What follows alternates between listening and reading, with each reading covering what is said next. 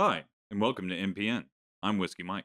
And I'm Keeper. This week we will be covering a violent protest in Mexico, protests in Brazil, attacks against the U.S. Embassy, Iran and her uranium enrichment, asbestos in Playsand, illegal dumping in the UK, Jordan aid to Gaza being delayed, and sunken cities in Uzbekistan. This past weekend, protests turned violent in Mexico. These protests were against the current Mexican president and her supposed ties to the cartel. Branded as Gen Z protests, they drew upon masses from numerous age ranges, totaling 17,000, with the majority being older than 30. Protesters were witnessed dismantling sections of the perimeter fence near the National Palace. These actions led to police utilization of tear gas. According to some sources, 120 people have been injured in these protests, with 100 of them being police officers. President Scheinbaum spoke on the incident, stating, "Violence must never be used for change. Protests should always be peaceful." Protesters take to the streets in Balaam during ongoing COP30 climate talks. These protesters came out with drums and fruit stands, leaving a festival like atmosphere in an attempt to draw attention to their issues. Some of these protesters consisted of indigenous people from the Kayapo community. This community is at the frontier of the soybean expansion that is ongoing in the Brazilian Amazon.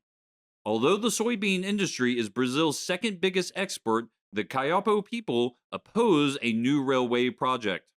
The Kayapo also spoke on how they don't even get a portion of the proceeds from the soybeans, even though it uses parts of their land. UT Kayapo leader stated, "We Kayapo do not accept any of this being built on indigenous land." Amidst this last Friday, the Brazilian government agreed to designate 2 more territories to Mandaruku. Luis Hutchins, a convener of Make Polluters Pay Coalition International, spoke on how the oil and gas companies have made billions off of environmental destruction, and now is the time for them to pay it back. On November 13th, a firefight erupted in front of the U.S. Embassy in Port-au-Prince. The firefight was between the Marines stationed to protect the embassy and a group of suspected Haitian gang members. The U.S. Marine spokesperson, Captain Keenan, covered how the shooting that took place last Thursday had no Marines hurt. The Haitian capital is majority controlled by gangs. These gangs use violence and heavy weaponry to enforce their rule and maintain control. In recent years, despite the U.S. Embassy in Haiti, the U.S. State Department warns the American people to avoid travel to the country. This is due to the increased risk of kidnappings, crimes, terrorist activity, and civil unrest. Since the former president's assassination in 2021, there has been a power vacuum that is yet to be filled by local politicians. This past Sunday, Iranian representatives spoke at a Tehran conference regarding its nuclear enrichment and the bombing against their facilities earlier this year. He stated there is no enrichment right now because our enrichment facilities have been attacked. June 22nd of this year, 3 of Iran's 4 main nuclear facilities were bombed. Those 3 were Natanz, Fordow, and Isfahan. Satellite images of these locations show major damage from the bombing. However, due to some being under mountains, the full extent of the damage is hard to verify. Due to accusations regarding Tehran facilities being used as a bail for weapons development, negotiations for a renewed nuclear program in Tehran have failed. We have this right, and we continue to exercise that right, and we hope that the international community, including the United States, recognize our rights and understand that this is an inalienable right of Iran, and we would never give up our rights. In the Australian Capital Territory, many schools closed after traces of asbestos were found in Kmart and Target sand. The Australian government covered how an audit was being conducted, as the product in question is widespread across ACT public schools.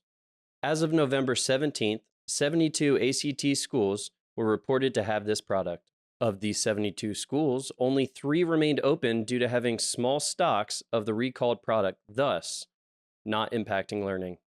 Another 20 schools reported to not carry the product or any other craft sand items. The government stated, "In line with our regulatory obligations and in the interest of the safety of our students, staff, and community, we have decided to close some schools that have this product to allow for assessment, cleanup, and remediation to occur. In the UK, near Oxfordshire, a field of trash was seen by drone and reported to local officials. Located near a river, local officials are concerned about the waste polluting the waterways and possibly leaking toxins into the water.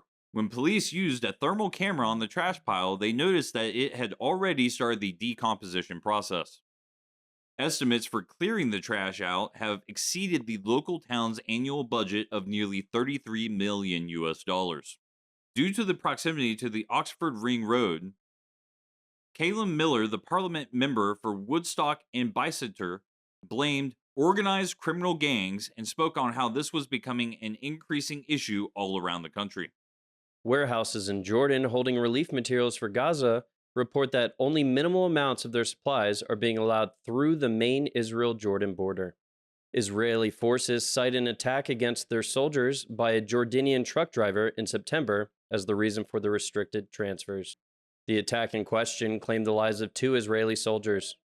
Jordan and UN officials rebuttal this claim by citing the minimal aid that has been allowed through prior to this incident occurring. An Israeli military official spoke on how, until an investigation is completed regarding the attack, distribution will continue as is. These distribution issues arise as winter starts rolling into the Gaza region.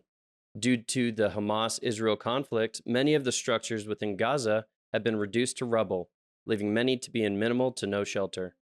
In Uzbekistan, a sunken city-sized settlement was discovered near the Samarkand oasis. The settlement consisted of 2 cities, Tashbalak and Tunganbalak. Discovered back in 2015, the extensive expanse of both cities made archaeologists skeptical at first while also hindering traditional surveys. Using drone-mounted LiDAR, the team collected high-resolution data revealing the intricacies of the submerged structures. Tunganbalak spans an area of 120 hectares. One of its 4 sectors has a 30-hectare area that has 4 large citadels estimated to have 5,000 residents capacity in its more than 300 structures. During digs in Tunganbalak, an iron foundry filled with domed furnaces was discovered. Due to the abundance of iron ore deposits nearby, Tunganbalak was suspected to have been a major producer and exporter of metal objects. The discovery of these locations supports theories and claims that highland settlements having regional connections occasionally expanding beyond just their region. A Central Asian archaeologist, Tim Williams, stated, "This will transform the discussion of the nature of urban settlements throughout the region." He even went as far as to say, "I foresee this groundbreaking approach will spark a new wave of survey work across the region. We will certainly be applying it to our field work." Asbestos and Playsand, and the screen hasn't moved, so I have no idea what's supposed to be read next. Don't read. Mexico. Don't read Cop 30. Brazil. Climate protests. Don't read. Don't read about the Haitian gang members. Haitian gang. So one of us will have to suffer through this gigantic monstrosity I did of a great. paragraph. Yeah, no, you did great. It just was in the wrong place. Yeah. Because I'm proud to be an American, where at least I know I'm free. Don't quit your day job. Or your night job. Are you saying I don't have a singing voice? Are you trying to tell me I don't have a singing voice? Yes, that's exactly what I'm telling you. Yeah. Uranium. Get wrecked. That quote sucks.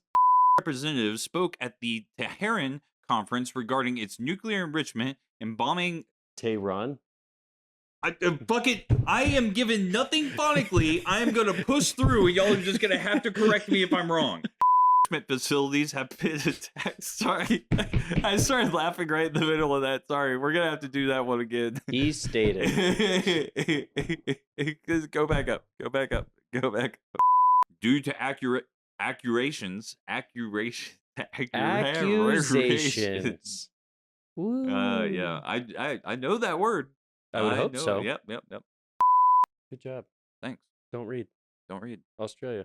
Don't 70 read. schools asbestos. Asbestos in Australia. In sand. Finn. Okay.